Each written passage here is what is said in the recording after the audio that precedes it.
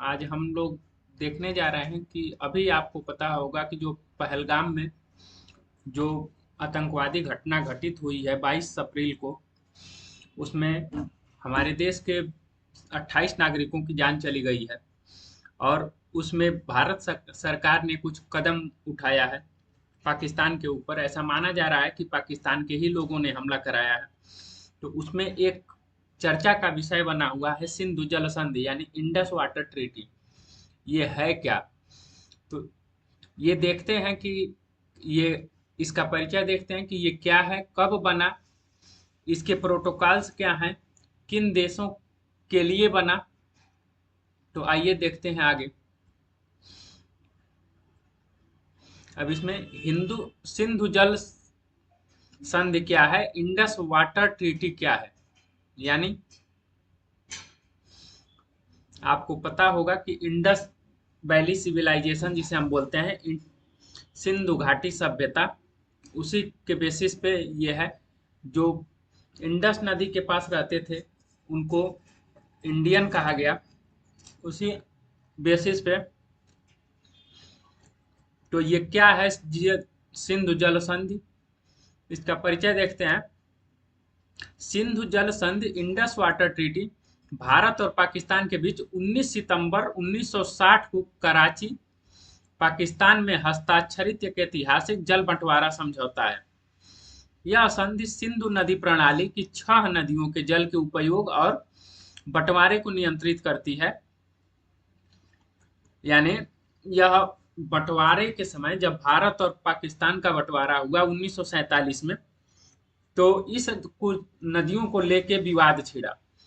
1948 में जवाहरलाल नेहरू जी की सरकार ने इस पानी को रोकने का समझौता किया और फिर उस पर विवाद छिड़ा।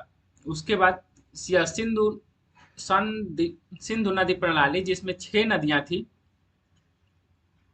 उनके जल को उपयोग और बंटवारे को नियंत्रित करती है। इसकी मध्यस्थता विश्व बैंक, तब अंतर्राष्ट्रीय पुनर्निर्माण और विकास बैंक ने की थी।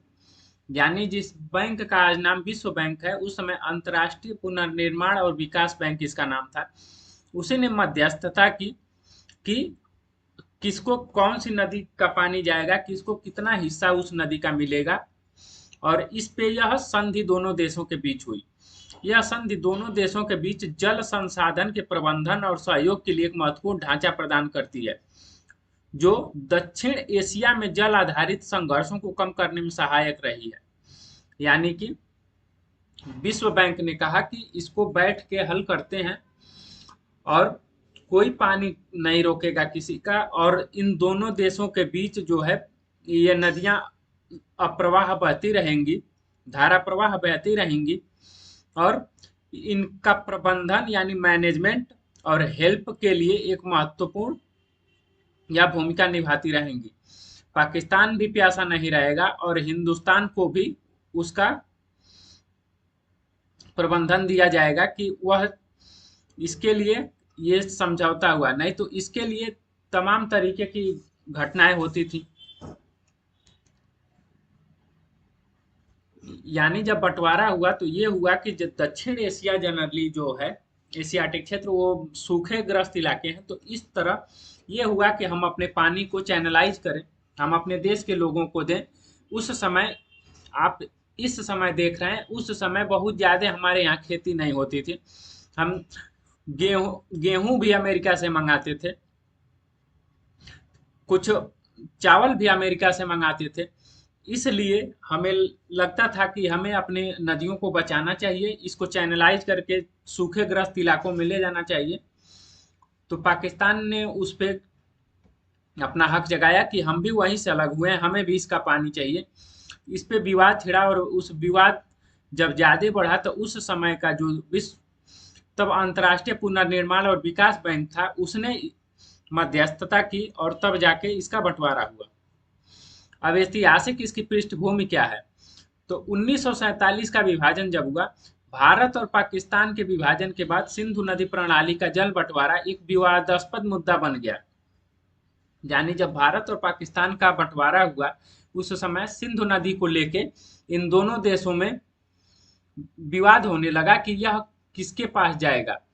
पंजाब का विभाजन होने से नहरें और सिंचाई व्यवस्थाएं दोनों दोनों देशों में बट गई। अब पंजाब का विभाजन होने से जो नहरें और सिंचाई व्यवस्थाएं थी वो दोनों देशों में बट गई थी।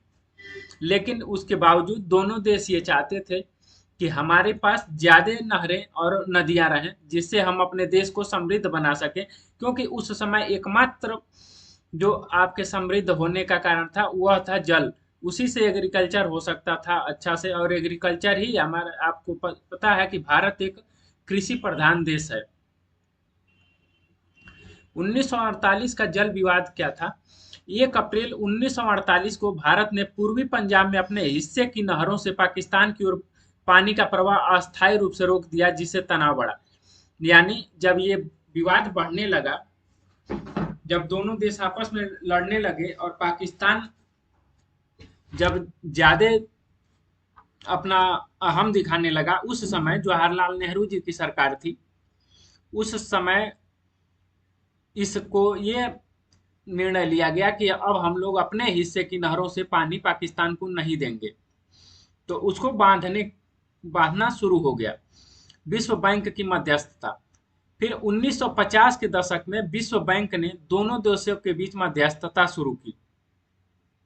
लंबी बातचीत के बाद 1960 में संधि पर हस्ताक्षर हुए। अब उस समय हस्ताक्षरकर्ता कौन थे, किसने किसने सिग्नेचर किया?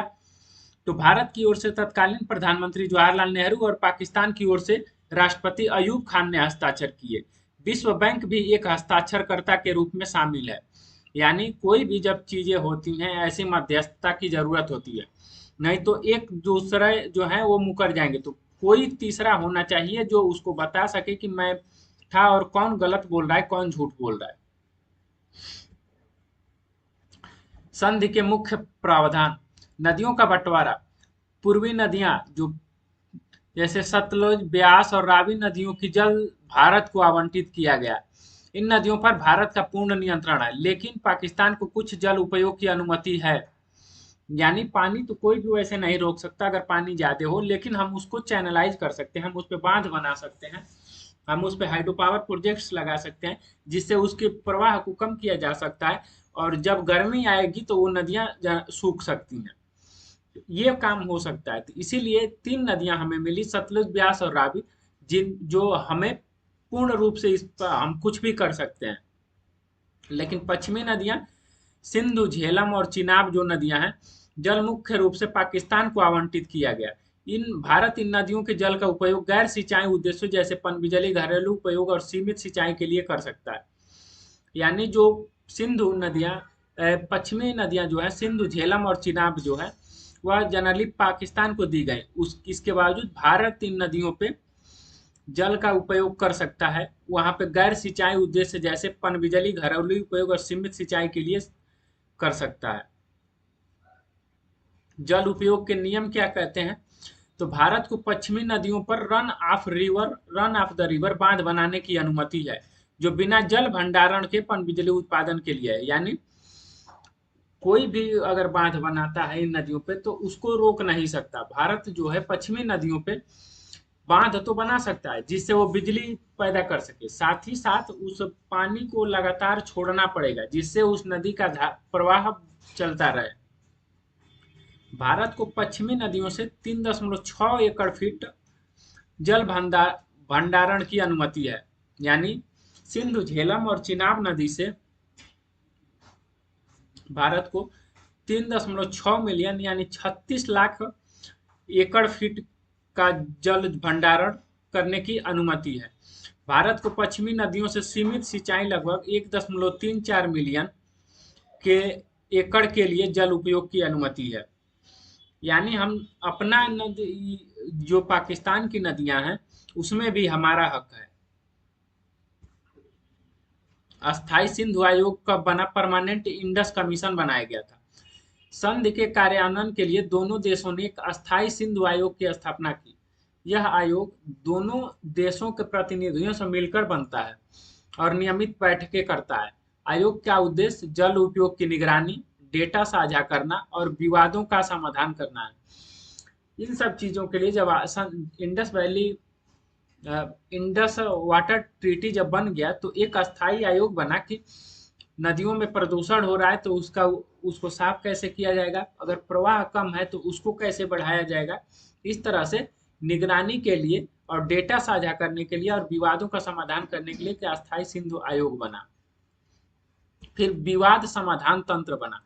आपसी बातचीत, दोनों देश पहले आयोग के माध्यम से विवाद सुलझाने का प्रयास करते हैं, फिर तटस्थ विशेषज्ञ उसमें होते हैं, जो यदि आयोग विफल रहता है तो विश्व बैंक द्वारा नियुक्त तटस्थ विशेषज्ञ मामलों की जांच करता है। मध्यस्थता न्यायालय, कोर्ट ऑफ आर्बिट्रेशन क्या है? गंभीर विवादों के लिए मध्यस्थता न्यायालय का गठन किया जा सकता है। यानी अगर मान लीजिए कि इन दोनों से लोगों से बात नहीं बनी, अस्थाई सिंधु आयोग के लोगों से बात नहीं बनी, उस विवाद को सुलझाने के लिए विश्व बैंक बीच में आता है और वह क्या करता है कि पहले आपसी बातचीत करवाता है, उसके बाद कुछ विशेषज्ञों को खुद भेजता है, और फिर अगर यहाँ से भी मामला नहीं निपटता है तो वहाँ मध्यस्थता न्यायालय में यह मामला चला जाता है। अब डेटा साझा करना, तो दोनों देश नदी के जल प्रवाह, बांध निर्माण और अन्य परियोजनाओं से संबंधित डेटा साझा करने के लिए बाध्य हैं। यानी इस नदी पे, सिंधु नदी पे अगर भारत भी अगर कुछ बनाता है और पाकिस्तान भी कुछ बनाता है तो वह दोनों देशों के साथ, दोनों देश एक दूसरे के साथ डेटा साझा करेंगे कि हम इस जगह पे ये निर्माण उस पे कर रहे हैं या यहाँ से इसको चैनलाइज कर रहे हैं दूसरे पार्ट में। यह पारदर्शिता बनाए रखने और विश्वास कायम करने में मदद करता है। अब हम बात करते हैं कि संधि की विशेषताएं क्या हैं। तो विश्व की सबसे उदार संधि इसको कहा जाता है। भारत ने अपने क्षेत्र से निकलने वाली 80% से अधिक जल मात्रा, लगभग 33 मिलियन एकड़ फीट जो है पाकिस्तान को दी, जो एक असामान्य उदारता है। यानी भारत ने माना, विश्व बैंक ने माना कि हम अपने क्षेत्र का 80% अधिक जल मात्रा जो है वो हम पाकिस्तान को देते हैं, जो कोई नहीं देता। जनरली बंटवारा होता है तो 50-50 पे होता है, लेकिन हमने 80% उसको दिया हुआ है।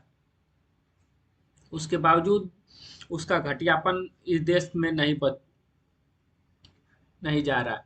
इसमें लचीलापन क्या है? यानी संधि में जलवायु परिवर्तन या अन्य अप्रत्याशित परिस्थितियों के लिए संशोधन का प्रावधान नहीं है, लेकिन यह दीर्घकालिक सहयोग को बढ़ावा देती है। यानी अगर जलवायु परिवर्तन, नदी सूखती है तो ये भारत की जिम्मेदारी नहीं होगी कि वो कैसे भी करके उसको पानी दे। जब पानी ही नहीं रहेगा तो इसमें भारत का कोई दोष नहीं होगा। अब इसमें विश्व बैंक की भूमिका क्या है? तो विश्व बैंक संधि का गारंटर है, लेकिन यह केवल मध्यस्थता और वित्तीय सहायता प्रदान करता है, न कि प्रत्यक्ष हस्तक्षेप। यानी जैसे आप देखे होंगे पहले गांव में बुजुर्ग होते थे, वह मध्यस्थता की भूमिका निभाते थे, लेकिन वह प्रत्यक्ष हस्तक्षेप नहीं करते थे। वह बस दोनों लोगों को समझाते थे और फिर उस पर बात बनती तो ठीक है, नहीं तो वो हस्तक्षेप नहीं करते थे। अब इसमें शांति और सहयोग, भारत पाकिस्तान के बीच तनावपूर्ण संबंधों के बावजूद यह संधि दोनों देशों के बीच सहयोग का एक दुर्लभ उदाहरण है। यानी ऐसा माना जाता है कि पाकिस्तान हमारे यहाँ तमाम घटनाएं कराता है, जैसे पुलवामा अटैक हुआ, मुंबई अटैक हुआ, उरी अटैक हुआ, तमाम तरीके की वह कायरतापूर्ण कार्य करता है। इसके बावजूद भारत उसके पानी को कभी नहीं, उसको पानी देने से कभी मना नहीं किया। कृषि और अर्थव्यवस्था, दोनों देशों की अर्थव्यवस्थाएं विशेष रूप से पाकिस्तान की सिंधु नदी प्रणाली पर निर्भर है। यह संधि कृषि उत्पादकता को बनाए रखने में मदद करती है। यानी अगर भारत बंद कर दे तो उसका हुक्का पानी बंद हो जाएगा। वैश्विक मॉडल क्या कहता है? यह संधि अंतर्राष्ट्रीय जल बंटवारे के लिए एक मॉडल के रूप में देखी जाती है, जो अन्य देशों के लिए प्रेरणा है। यानी ऐसा बंटवारा कभी भी नहीं है, कहीं भी किसी भी देश में नहीं है, जहां पे कोई एक देश दूसरे देश को 80% जल उसको दे दे। नदी प्रबंधन यानी मैनेजमेंट कैसे होता है? तो यह संधि नदी जल के टिकाऊ उपयोग को बढ़ावा देती है। अब संधि की सीमाएं क्या हैं? तो आधुनिकीकरण की कमी है। संधि में जलवायु परिवर्तन, जनसंख्या वृद्धि और नई तकनीक को शामिल करने के लिए संशोधन का अभाव है। यानी हम ये नहीं उसमें अभी तक ये ऐसा कुछ नहीं आया कि जलवायु अगर परिवर्तन होता है, अगर वहाँ पे मान लीजिए हम क्या कर रहे हैं कि हम अपना सस्टेनेबल अच्छा ऊर्जा से हम अपने नदियों को बचा रहे हैं, गर्मी से अपने देश को बचा रहे हैं, पानी हम इकट्ठा कर रहे हैं, पानी को हम बचा रहे हैं। और पाकिस्तान क्या कर रहा है कि वहाँ पे खूब ज्यादा अपना जलवायु परिवर्तन करके ग्लोबल वार्मिंग बढ़ा के और पानी खींचता जा रहा है।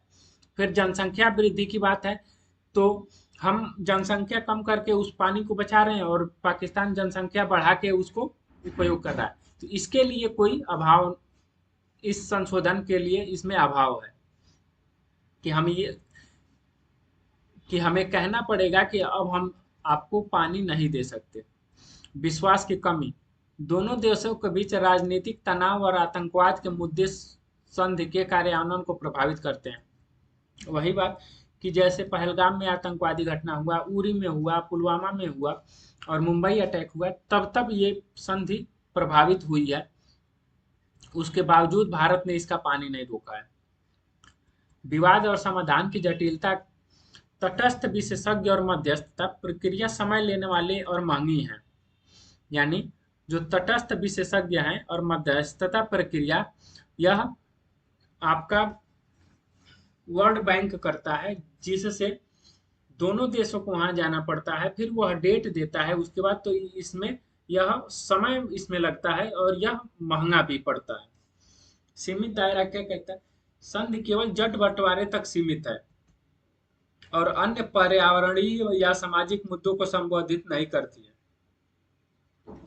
मैंने वही बताया कि अगर एक देश जनसंख्या बढ़ाए, दूसरा देश अपना संसाधन बचा के उसको दे, ऐसा इसमें कोई प्रावधान नहीं है या कोई इन दोनों के बीच नियम नहीं है कि इस इतने टेम्परेचर आपके यहाँ रहना चाहिए या कार्बन उत्सर्जन आपके यहाँ इतना रहना चाहिए तभी हम इस संधि को मानेंगे।